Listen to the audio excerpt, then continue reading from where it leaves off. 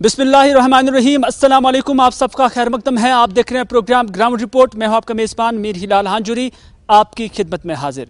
नाज़रीन, कश्मीर के अंदर 400 नज़र दौड़ाई जाए तो एक ही पुकार है कि उन्हें वैक्सीन दे दो, क्योंकि कोविड का कहर लगातार जारी है और वर्ल्ड हेल्थ ऑर्गेनाइजेशन के साथ साथ मुल्की स्तर के जो बड़े बड़े तिबी इदारे हैं उनकी ये रिकमेंडेशंस हैं कि इस कोविड का मुकाबला करने के लिए जो सबसे बड़ा हथियार है इस वक्त है तो वो वैक्सीन है। और लोग भी अब डिमांड कर रहे हैं कि उन्हें वैक्सीन दिलाया जाए ताकि जो रोज़ाना अमवात शरह जो बढ़ चुकी है उसमें किसी हद तक कमी आ सके। रोजाना तो कोविड के केसेस बढ़ रहे हैं, 4000 से लेकर 5000 तक का आंकड़ा भी पहुंच चुका है, लेकिन लोगों का यही मानना है कि जब तभी माहिरीन यही कहते हैं कि इसका मुकाबला अगर कुछ कर सकता है तो वो वैक्सीन है, लेकिन कश्मीर के अंदर वैक्सीन गायब है। इससे सरकार की नाअहली तस्वुर की जाए या कि एडमिनिस्ट्रेशन की अदम तवज्जुही, क्योंकि कश्मीर के अंदर अगर आज वैक्सीन मौजूद नहीं है तो उसके लिए जिम्मेदार क्यों? क्योंकि सरकार की इस कोताही से या इस अदम तवज्जुही से या अदम दिलचस्पी से समाज के अंदर तरह तरह के ख्यालात पैदा हो गए हैं। क्योंकि आम लोगों से जब बात करते हैं तो उनका मानना है कि जम्मू के अंदर वैक्सीन तो मिल रहे हैं लेकिन कश्मीर के अंदर जानबूझकर ये वैक्सीन नहीं दिए जा रहे हैं। यानी लोग इस सूरत हाल को आज डिस्क्रिमिनेशन प्रिज्म से देखते हैं। लोगों का ख्याल है कि कश्मीरियों के साथ इम्तियाज बरता जा रहा है। लोगों का मानना है कि जम्मू को एक नज़र से देखा जाता है और कश्मीरियों को दूसरी नज़र से देखा जाता है। आखिर ये ख्याल क्यों पनप रहा है कश्मीरियों के अंदर? क्या इसके लिए सरकार जिम्मेदार है या कि जो पब्लिक है उन्हें इस बारे में इंफॉर्मेशन नहीं है? क्योंकि सरकार ने अभी तक पूरे जम्मू कश्मीर के अंदर लगभग 28,76,000 कोविड जो वैक्सीन डोजेस हैं वो लोगों को दे दिए हैं, लेकिन उसके बावजूद क्या वजूहात के लोग अभी भी सरकार से नाराज है, एडमिनिस्ट्रेशन से नाराज है? और क्या वजह है कि लोग, खासतौर पर कश्मीर के लोग, इस कोविड के वैक्सीन के प्रोसेस को या इस अमल को आज डिस्क्रिमिनेशन प्रिज्म से देख रहे हैं? हमने भी कुछ लोगों के साथ बात की। लोगों ने कहा कि जम्मू वालों को मिल रहा है लेकिन कश्मीरियों को जानबूझकर नहीं दिया जा रहा है। लोगों के साथ बात करने के बाद आप भी खुद मुलाहजा कीजिए कि लोगों के अंदर किस कदर सरकार के तहीं, लेफ्टिनेंट गवर्नर एडमिनिस्ट्रेशन के तहीं नाराजगी पाई जा रही है। हम कश्मीरियों को अल्लाह का करम है जो हम अभी तक ज़िंदा है, दिन दिन निकाल रहे हैं। अदरवाइज़ यहाँ की जो हालात है हम देख रहे हैं, जो वैक्सीन है अभी तक मुझे नहीं लग रहा है मतलब 30-20% को भी हुआ है। ठीक है, अब आप देखो जम्मू में वैक्सीन डेली कितने होते और कश्मीर बनिस्बत कश्मीर में कितना हो रहा है। गवर्नमेंट को चाहिए कि अगर पब्लिक ने पूरा सपोर्ट दे दिया, लॉकडाउन में दे दिया, अपने कारोबार बंद रख के घर बैठे, बट गवर्नमेंट को भी चाहिए कि इन वैक्सीन डोर टू डोर पहुंचाए, कश्मीर में ज़्यादा पहुंचाए, वो बेहतर है हमारे लिए कश्मीर। अदरवाइज अल्लाह का करम है कि हम अभी तक ज़िंदा है, कश्मीर दिन ब दिन निकाल रहे हैं हम। जम्मू में तकरीबन 5-6 दिनों में 1 लाख वैक्सीनेशन हुई है, जबकि 7,500 कश्मीर में हुई हैं। ये बहुत ही बदकिस्मती की बात है कि जहाँ पर ज़्यादा केस हो रहे हैं जम्मू में बहुत कम केस हो रहे हैं बनिस्बत की कश्मीर। इनको चाहिए कि यहाँ पर वैक्सीनेशन के अरेंज करें ताकि यहाँ को लोगों को सहूलियत मिले और ताकि इसको हम कोविड को हम डिफेंड करें। वैक्सीनेशन ज़रूरी है हमारे लिए, ये होना चाहिए किसी भी सूरत में। गवर्नमेंट को चाहिए, मैं एलजी एडमिनिस्ट्रेशन से दरख्वास्त करता हूँ, अपील करता हूँ कि वो फ़ौरन इस बारे में कदम उठाए और यहाँ पर वैक्सीन वो अरेंज करे ताकि यहाँ पर वैक्सीनेशन हो जाए। नाज़रीन, आपने अवाम की आवाज़ सुनी। ये अवाम की आवाज़ थी। अलग अलग जगह पर लोगों के साथ हमने बात की और बहुत सारी बातें हमने की जो हम आप तक नहीं पहुंचा सकते हैं क्योंकि वक्त मुख्तसर है। लोग खुल्लम खुला कहते हैं कि कश्मीर के लोगों को दूजी नज़र से देखा जाता है, यानी उनके साथ इम्तियाजी सलूक जो है वो किया जा रहा है वैक्सीन के नाम पर। और इस डेटा को हमने भी खंगालने की कोशिश की क्योंकि हम भी ये जानना चाहते थे कि जो लोग कहते हैं क्या इसमें दम है।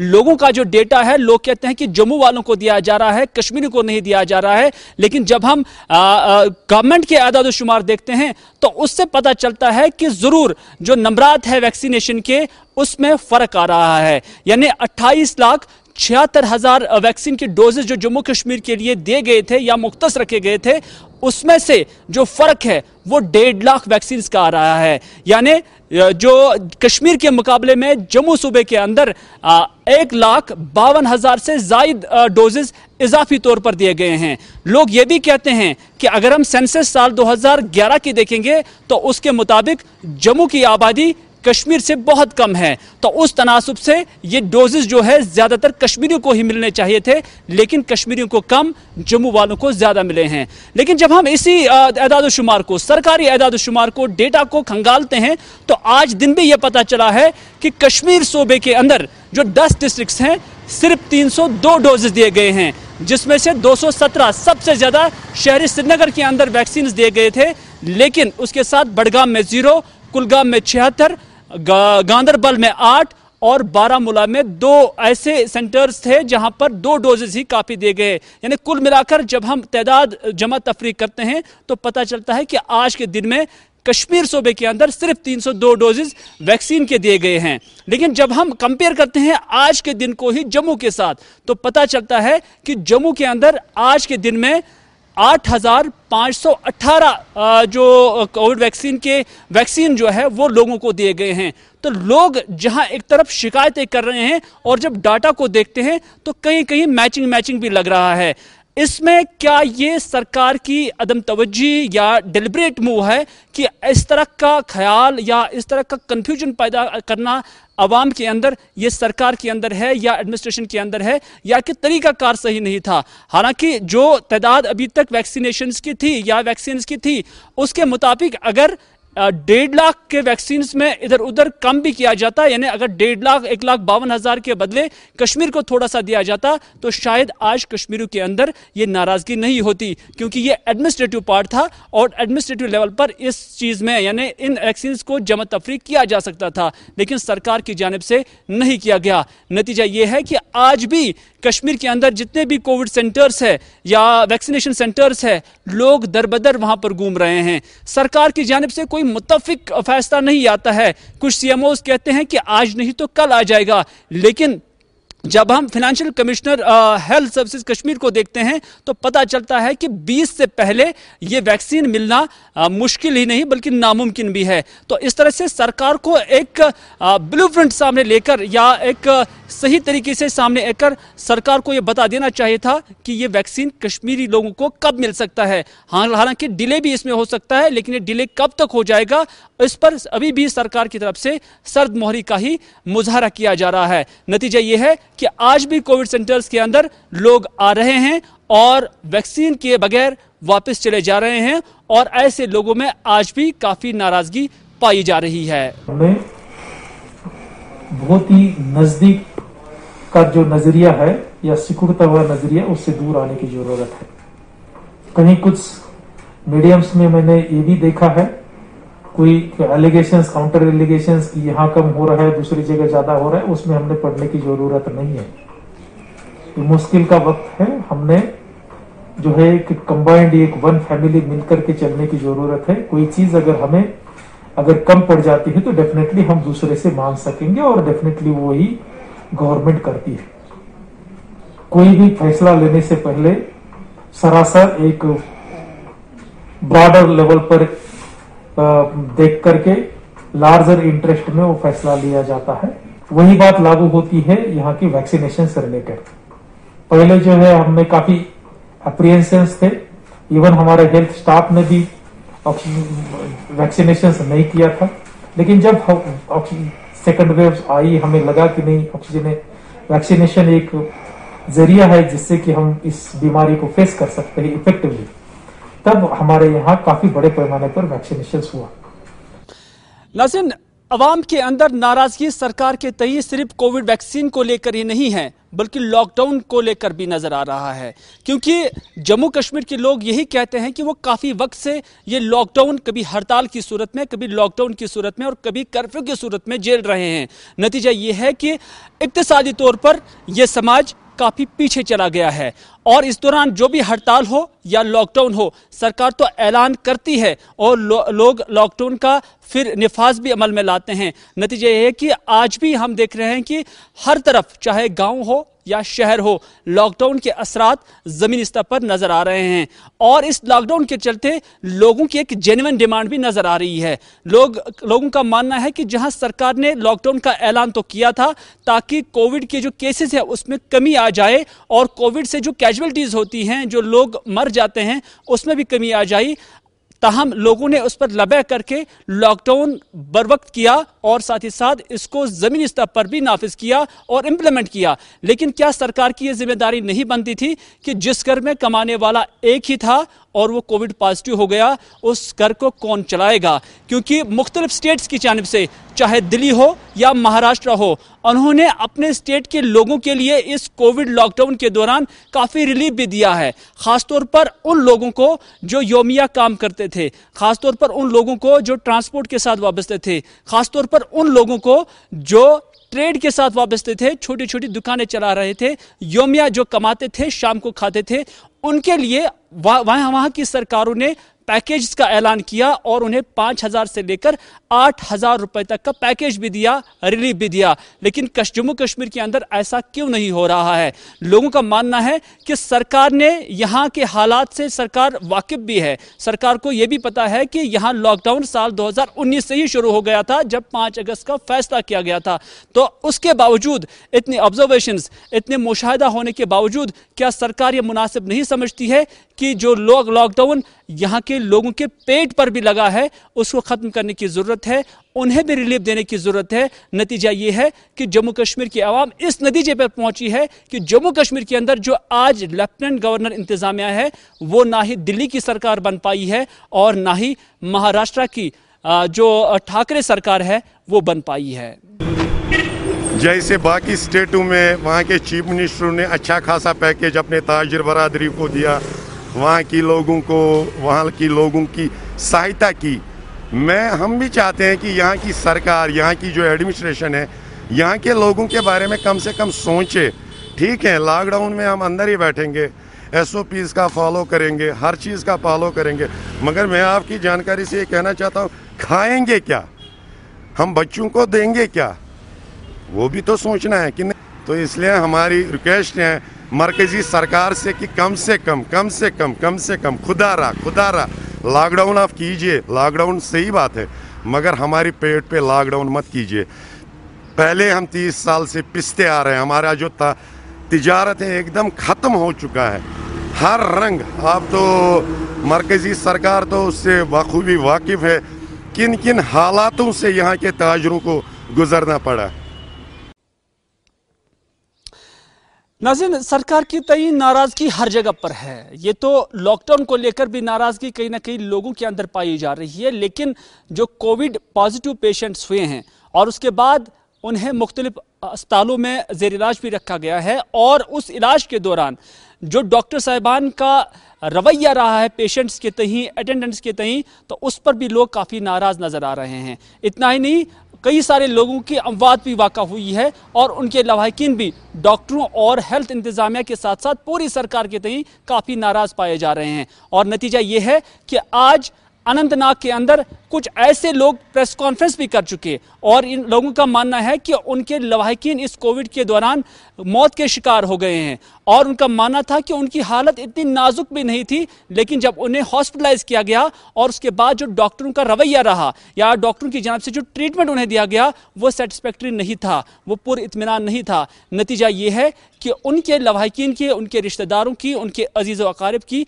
मौत वाक़ा हुई है। क्योंकि अनंतनाग के अंदर ही एक ऐसा घर भी है जहां एक ही घर के अंदर 3 अमवात हुई है, और वो भी आज प्रेस कॉन्फ्रेंस देने के लिए आए थे और सरकार को ये गोश गुजार कराने की कोशिश कर रहे थे कि जो उनके डॉक्टर्स हैं हेल्थ डिपार्टमेंट के, या खासतौर पर जो मेडिकल कॉलेज अनंतनाग है, वहाँ पर न नर्सिंग स्टाफ कोऑपरेटिव है और न तिबी स्टाफ कोऑपरेटिव है। नतीजा ये है कि यहाँ पर लोग जो है रोज़ाना मर रहे हैं, क्योंकि उनका मानना है कि उन्हें सही तरीके से तिब्बी जो सहूलियत है, चाहे डॉक्टर का मशवरा, यहाँ तक कि उनका मानना है कि डॉक्टर्स देखने के लिए भी नहीं आते हैं। तो इस तरह से हर जगह पर शिकायतों का अंबार सरकार या उसके ज़ेर मातहत महकमा जात के जितने भी एहलकार हैं उनके खिलाफ लोग आज कर रहे हैं। कि हम 3 यहाँ पे 4 बंदे जो खड़े हुए यहाँ हमने अपने 1 हफ्ते में हमने अपने लावाकीन को खोया है। मैंने अपनी माँ को और अपनी भाभी को मैं 24 घंटे के अंदर दफना के आया हूँ। ये अपने वालिद साहब को, वो अपने वालिद साहब को। मेरी भाभी की उम्र 35 साल की थी और इतनी यंग, विदाउट एनी कोमॉर्बिडिटी, उनको कोई डायबिटिक नहीं था, कोई हाइपरटेंसिव पेशेंट नहीं थी वो, उसके बावजूद भी जीएमसी के अंदर उसकी मौत होती है only because of the criminal negligence of the doctors and the paramedics at GMC Anantnag. कोई भी सपोर्ट नहीं है स्टाफ की तरफ से, कुछ नहीं है। वेंटिलेशन का कोई इंतजाम नहीं, वेंटिलेशन सपोर्ट जिस टाइम पे पेशेंट को चाहिए वो फराम नहीं हो रही है।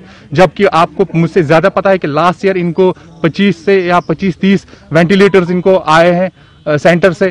कहाँ है वो, किस काम के है फिर वो, उनको क्या करना है, अचार डालना है उनका, क्या करना है उनका। फिर आप वहां का जो पैरामेडिकल स्टाफ है इतना इग्नोरेंट और इतना एरोगेंट है कि उसकी मैं मतलब बात ही नहीं करना चाहता हूँ। बहुत ज्यादा इनएक्सपीरियंस्ड है, बहुत ज्यादा इनएक्सपीरियंस्ड है। आपको पता है कि एलजी की ऑफिस से एक क्लियर इंस्ट्रक्शन है सारे कोविड जो भी डेजिग्नेटेड सेंटर्स है कि वहां पे जो है स्पेशलिटी डॉक्टर्स ही अटेंड करें इन वार्ड्स को। वहां पे कोई स्पेशलिटी डॉक्टर कभी आता ही नहीं है। राउंड बस वो नाम के लिए एक राउंड करते हैं सुबह 5 मिनट का, उसमें सैचुरेशन और ब्लड प्रेशर देखते पेशेंट्स का, बाकी कुछ नहीं होता है। एक्सरे आप टेस्ट कराइए, कुछ भी कराइए, उनका रिपोर्ट नहीं आ रहा है। डिपार्टमेंट्स का आपस में कोई सिंक्रोनाइजेशन नहीं है। अगर सैंपल लिया जाता है वो आगे फॉरवर्ड नहीं किया जाता है, नहीं होता, सैंपल मिसप्लेस होते हैं। बस हम इतना ही चाहते हैं, हम इसमें इन्वेस्टिगेशन चाहते हैं। हम यहाँ के डिप्टी कमिश्नर अनंतनाग को भी अपील करते हैं और लेफ्टिनेंट गवर्नर को भी अपील करते हैं कि इसमें आप प्रोब कराइए, इसमें आप इन्वेस्टिगेशन कराइए ताकि मजीद लोगों की जानें बचाया जा सके। और वहाँ फादर को खोया, उनका नाम नजीर अहमद टिंडा था। देखिए उनकी डेथ जो थी वो अल्लाह ताला की मर्जी थी, लेकिन मैं ये चाहता हूँ कि वहाँ की जो फैसिलिटीज़ हो वो इम्प्रूव हो, क्योंकि लोग बहुत दूर से आ रहे हैं। अगर कोई बंदा अगर उसका नफरशिवन वो कोकरनाक पटिया वेयरनाक पटिया बहुत दूर पे, उसको पता नहीं होता कि ऑक्सीमीटर क्या है। अगर वाइटल चेक करने के लिए कोई इंस्ट्रूमेंट अवेलेबल नहीं है तो उसको कैसे पता चलेगा कि मुझे क्या करना है। उसको पता नहीं है कि ऑक्सीजन सिलेंडर कैसे एडमिनिस्टर करना है, क्योंकि वहाँ पे अटेंडेंट्स ही एडमिनिस्टर कर रहे हैं ऑक्सीजन सिलेंडर्स, अटेंडेंट्स ही सब कुछ कर रहे हैं। इनफैक्ट अगर आप देखें तो अगर किसी का इंजेक्शन लगता है उसके बाद अगर उसको वो खत्म हो जाता है, अगर उसको चेंज करना है तो वो अटेंडेंट करता है, नर्स सेकंड राउंड के लिए नहीं आती है। That is the kind of facilities we have there. और ब्लड टेस्ट का कुछ पता ही नहीं चलता। ब्लड टेस्ट, मेरे फादर का ब्लड टेस्ट गया था 29 को जिसमें एडमिट हुए थे। स्टाफ के बारे में कुछ बोल रहे थे, स्टाफ के बारे में। स्टाफ देखिए, स्टाफ को बहुत एरोगेंट भी है और इनएक्सपीरियंस है। बच्चे हैं वहाँ पे जो नर्सेज है they are 21-22 year old kids. उनको क्या पता है कि डेथ क्या होती है, उनको समझ ही नहीं आता। वो सुबह आते हैं, शाम को आते हैं, बस चेक करते हैं। मुख्तलिफ लोगों की जानिब से अनंतनाग में प्रेस कॉन्फ्रेंस करने के बाद हमने इस शिकायत को मुतल्लिका जो प्रिंसिपल मेडिकल कॉलेज अनंतनाग है उनके साथ उठाने की कोशिश की। उनसे हमने जानने की कोशिश की कि क्या वजह है कि इस तरह के लोग जो आज मातम में हैं प्रेस कॉन्फ्रेंस करने के लिए मजबूर हुए हैं। क्या वजह है कि आपके ज़ेर मातहत जो महकमा है या जो हॉस्पिटल है वहाँ पर लोगों को तिबी इमदाद नहीं फराम की जा रही है, वहाँ पर उन्हें तिबी सहूलियत फराम नहीं की जा रही है, वहाँ उन्हें तिबी मशवरे फराम नहीं किए जा रहे हैं, वहाँ पर कोऑर्डिनेशन की कमी क्यों है। ताहम मुतल्लिका प्रिंसिपल का मानना है कि इस तरह की शिकायतें उन्हें बेवजह लग रही हैं। ताहम उनका मानना है कि वह अपने लेवल पर इसे इन्वेस्टिगेट करेंगे और साथ ही साथ उनने दबे अल्फाजों में ही सही लेकिन इस बात का एतराफ़ किया है कि हो सकता है पेशेंट्स के साथ सही तरीके से उन्हें जो ट्रीटमेंट मिलना चाहिए था, जो कॉपरेशन मिलना चाहिए था, वो नहीं मिला होगा। वो इस वजह से कि उनका स्टाफ भी कोविड का शिकार हो गया है। हमारा जो स्टाफ है जो कोविड वाला जिसको कोविड जो पेशेंट एडमिटेड हैं, जो वार्ड में एडमिटेड हैं, उनको एक रोस्टर के हिसाब से जो डॉक्टर्स हैं, जो नर्सिस हैं, जो पैरामेडिक्स हैं, जो टेक्नीशियंस हैं और जो बाकी सपोर्टिव स्टाफ है वो बराबर वहाँ पे काम करते रहते हैं। देखिए वहाँ पे जो स्टाफ था उनमें से बहुत से स्टाफ पॉजिटिव हो गए। क्यों पॉजिटिव हो गए? अगर वार्ड में होते हैं तो पॉजिटिव कैसे हो जाएंगे? तो इसी वजह से तो मगर कोई बात नहीं। और वो जान फिशान से काम कर रहे हैं। मैं फख्र के साथ कह सकता हूँ, यकीन के साथ कहता हूँ, वो जितनी उनकी कैपेबिलिटी है, उनकी कैपेसिटी है, उससे बढ़कर वो काम करते हैं और पेशेंट की खिदमत करते हैं। देखिए हमारे पास 100 पेशेंट एडमिट होते हैं, 100 में से कम 98 पेशेंट्स ऑन एवरेज घर चले जाते हैं ठीक होकर। हाँ, 2-3 पेशेंट मर जाते हैं 100 में से, तो यही कुछ मतलब इतनी पैनिक की बात नहीं है। अनफॉर्चुनेट जरूर है, मगर ये एवरेज से बहुत कम है। और जो 97 पेशेंट घर चले जाते ठीक होकर, आप उनसे बात करें, उनको बोले आपको कि आप कैसे ठीक हो गए, वो आपको ज्यादा बेहतर तरीके से समझा। और तहकीकात का मुतालबा कर रहे हैं लवाकिन की, इसमें तहकीकात होनी चाहिए। क्या आप इस चीज को मानते हैं कि तहकीकात होनी चाहिए? नहीं, देखिए, अगर आप मुझे बताएं स्पेसिफिक इंस्टेंट करेंगे कोर्ट, मैं डेफिनेटली इसको इंक्वायर करूंगा। तो एक जनरल एलिगेशन ये गलत है। अगर कोई स्पेसिफिक इंस्टेंट आप दे दें, बिल्कुल हम इस पर कार्रवाई करें। नाज़रीन, आप देख रहे हैं प्रोग्राम ग्राउंड रिपोर्ट और मैं हूं आपका मेजबान मीर हिलाल हांजुरी। नाज़रीन किराम, जैसा आप जानते हैं कि कोविड की वजह से सारा निज़ाम दरहम बरहम होकर रह गया है, कोई तसलसल कहीं पर भी नहीं रहा है। यूं तो ये शादियों का सीज़न कश्मीर के अंदर है और इस शादियों के सीज़न में बहुत सारी जो डेट्स हैं वो मुकर्रर शादियों के लिए रखी गई थी, लेकिन लॉकडाउन लगा है, उसके बाद लोगों को बिला ज़रूरत घर से निकलने की इजाज़त भी नहीं है। तो इस दौरान जो शादियाँ होती हैं उसमें बारात या बारातियों को भी जाने की इजाजत नहीं दी जाती है। तो इसी से चीज को पेश नजर रखते हुए श्रीनगर डिस्ट्रिक्ट एडमिनिस्ट्रेशन ही नहीं बल्कि पूरे जम्मू कश्मीर की जो एडमिनिस्ट्रेशन है उनकी जानिब से एक एप्लीकेशन वो लॉन्च की गई है और इस एप्लीकेशन के जरिए लोग जो है अब अपनी डेट जो है फिक्स करने के बाद जो नेसेसरी लवाजमात हैं वो पूरा कर सकते हैं और उसके बाद जो उन्हें इजाज़तनामा होगा वो इसी एप्लीकेशन के ज़रिए उन्हें मिल सकता है। हमारे साथी इरफान फाजिल ने इस खबर पर रखी है नज़र और हम वही खबर इरफान फाजिल की ज़ुबानी आपकी नज़र करते हैं। वादी कश्मीर में कोरोना वायरस पैंडेमिक और साथ ही साथ लगातार केसेस की तादाद और इस बीच अब एक्सटेंड भी किया गया है लॉकडाउन। और लॉकडाउन की बात करें तो इस बीच जहां पर भी शादियां होती थी तो उन लोगों को काफ़ी ज़्यादा परेशानियों का सामना करना पड़ता था क्योंकि वो मूवमेंट जो है ख़ासतौर पर बारात को लेकर नहीं हो पाती थी। और इस बीच जब ये बात सरकार तक पहुंची और डिस्ट्रिक्ट एडमिनिस्ट्रेशन ने अब फैसला लिया है कि उन्होंने एक वेबसाइट जो है एप्लीकेशन एक लॉन्च कर दी है और एप्लीकेशन epass.srinagar.nic.in या फिर .net पर आप रजिस्टर करके वहां पर पासेस जारी कर सकते हैं और साथ ही साथ जो भी बारात की जो मूवमेंट होगी तो उस पर भी अच्छा खासा वहां पर फीडबैक मिलेगा और लोगों को भी आखिरकार जो परेशानियां खासतौर पर मैरिज फंक्शंस के हवाले से उठानी पड़ रही थी अब इस एप्लीकेशन से उनकी परेशानियां जाहिर सी बात है दूर होंगी। विद वीडियो जर्नलिस्ट समीर वानी के साथ सईद इरफान फाजिल, गुलिस्तान न्यूज, श्रीनगर कश्मीर। श्रीनगर के नजदीकी जिला पुलवामा के अंदर साल 2013 के दौरान एक फिल्ट्रेशन प्लांट का कयाम इलाका दुर्बगाम में अंजाम दिया गया और उसके बाद इस मकसद से इस फिल्ट्रेशन प्लांट का कयाम अमल में लाया गया ताकि जो इलाके की आबादी है उन्हें साफ और शिफाफ पीने का पानी मैसर हो। साल 2013 में माना जा रहा है कि इस प्रोजेक्ट को कंप्लीट किया गया है, लेकिन आज साल 2021 चल रहा है, यानी कमोबेश 7 साल से ज़्यादा वक्त गुजर चुका है, लेकिन अभी भी इस फिल्ट्रेशन प्लांट को अवाम के नाम वक्त नहीं किया गया। मकामी लोगों से बात करते हैं तो उनका मानना है कि वो आज भी वही जो नदी नालों का पानी है वो पीने पर मजबूर हो रहे हैं। हालांकि इलाके में सरकार ने वो फैसिलिटी यहाँ पर रखी थी कि पानी का फिल्ट्रेशन हो और उसके बाद साफ और शिफाफ पानी की सूरत में लोगों को इससे फराहम किया जाए, सप्लाई किया जाए, लेकिन महकमा है या वहाँ की जो एडमिनिस्ट्रेशन है कि उन्होंने ये प्रोजेक्ट तो सरअंजाम दिया है लेकिन इसका फ़ायदा अभी भी लोगों को नहीं मिल रहा है। इसे मिसमैनेजमेंट कहे या सरकार की अदम तवज्जो कहे, ये हम आप पर ही छोड़ रहे हैं।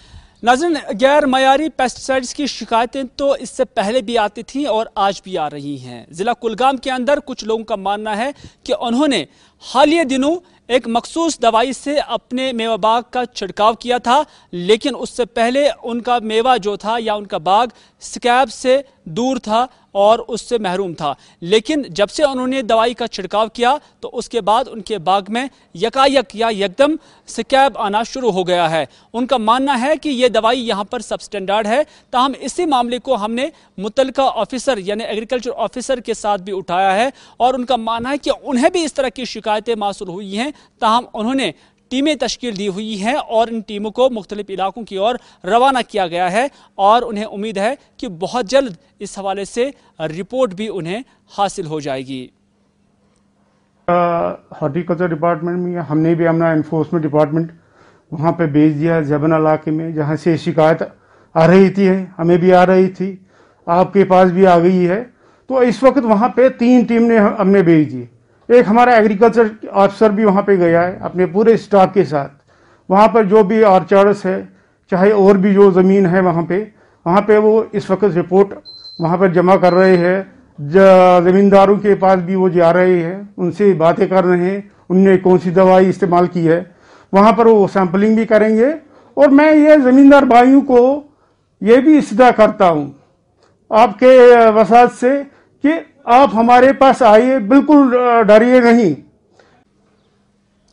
तो नाज़रीन, ये था आज का ग्राउंड रिपोर्ट। इसी के साथ दीजिए अपने मेज़बान मीर हिलाल हाजिरी को आज का ये ग्राउंड रिपोर्ट यहीं पर इख्तिताम करने की इजाज़त, इस वादे के साथ कि अगर ज़िंदगी रही तो आपसे फिर होगी मुलाकात। तब तक के लिए दीजिए अपने मेज़बान मीर हिलाल हाजिरी को कैमरामैन आबिद कादिर के साथ इजाज़त। खुदा हाफिज़, फ़ी अमानिल्लाह।